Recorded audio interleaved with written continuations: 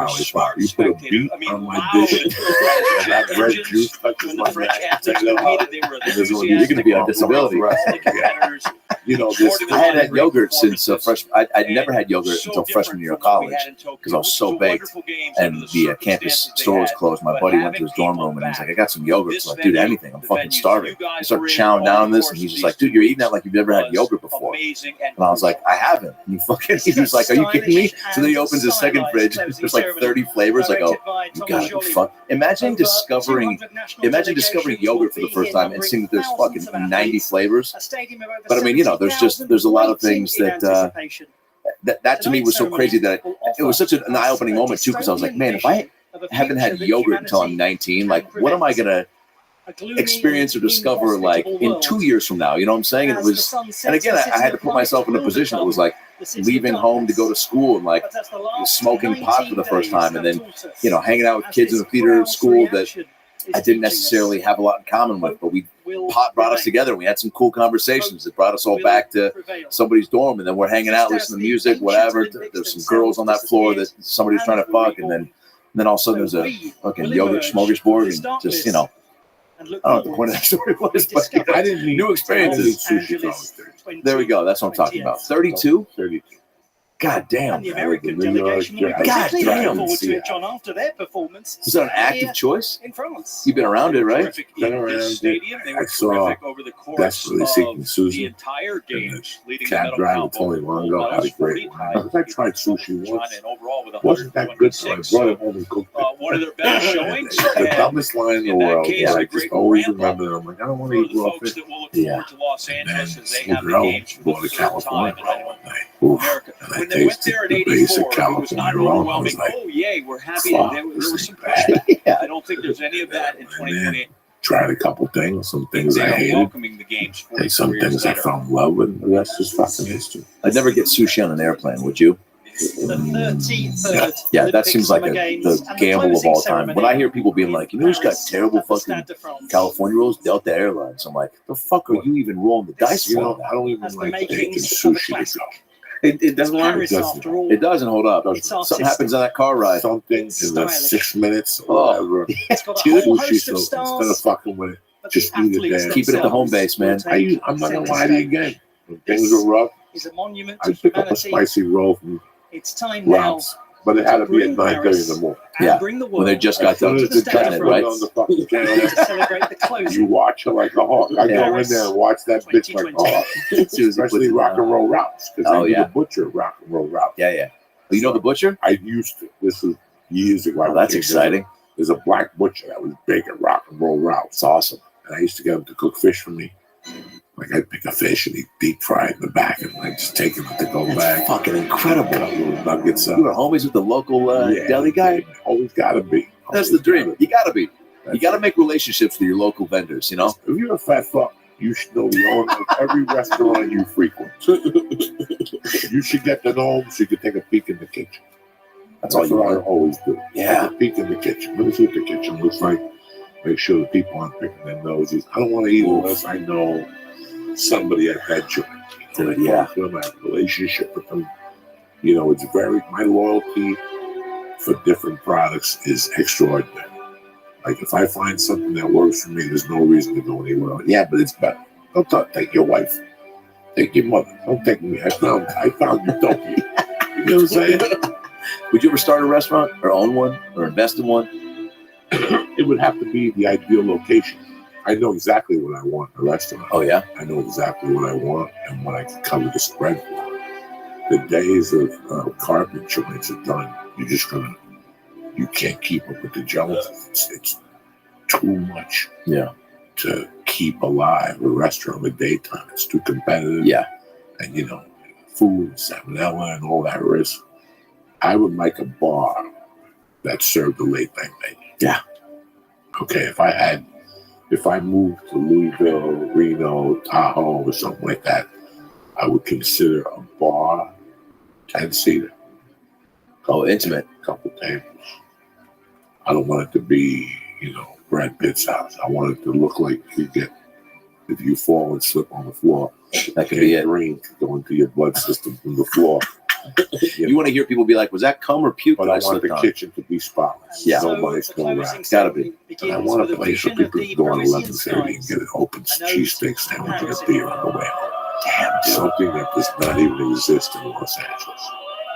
I went the other night to Hardy Morton's. Went to go with my wife. I'm like, how is this place?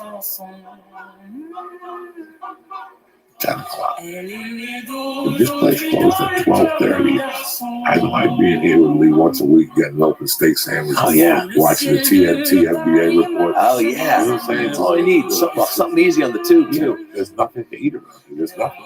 Closing at 10 in a city, one of the biggest cities on the It never planet, sounded is just and then you go to New York, where you can make reservations at a restaurant. one time. I know. And you're like, what the fuck? Yeah, I know, man. What the fuck? It's a treat, and it's how it should be everywhere. Because there's people that, you know, I don't even in a small Midwest, you know, I'm going to Omaha in a couple weeks, and I know they're big on food, and it's like, but that's not a place that's going to keep things open until 4 a.m. because they just, I don't know, maybe they assume that no one's gonna want to be up that late. But I'm like, restaurant by the hotel. Oh yeah, up the corner. Have you been to Omaha before? Yeah, but not. This is my first time at the Funny Bone. Okay, well, that hotel. I'm not going to say the name of it. Okay, corner, that, like with the hit it up. So they got a nice fillet that lays on fried gnocchi. What? With a crab cake on top. You literally just named 3 of my favorite foods. Oh, no, fried gnocchi. I've never even known gnocchi from I just got caught in my. I had to go all the way to Omaha, Nebraska to find out that you can fry gnocchi. So they fried the gnocchi, they put the sirloin on top. So the gravy, the juice from the steak goes into the fried gnocchi, and they put a crab cake on top of that. By the way, I just felt like I was at the restaurant and you were the waiter describing what. Stop. I wasn't there both days. If you were the person describing that potential meal to me, I'd be like, dude, let's put aside eating it. Can I go in the back and fuck that plate? Delicious. I love traveling. Oh, my dude, I'm main gonna reason get that every for doing night. Comedy is fucking going to a bar. Like some guy hit me up the other day, and I feel really bad. Like I felt really bad for him because I knew where his heart was. Yeah. But he said, "Man, when you come to Dallas, I know you're gonna get the best burger." Because when I travel, the last time, if you travel and get a hamburger, yeah, what are you doing? You just the fucking stick. I don't care what they tell you about the burger. Like if you travel and actually make a date to go for a burger, you should deserve to be smacked. Yeah. You know, like when I go to travel, I want to get something.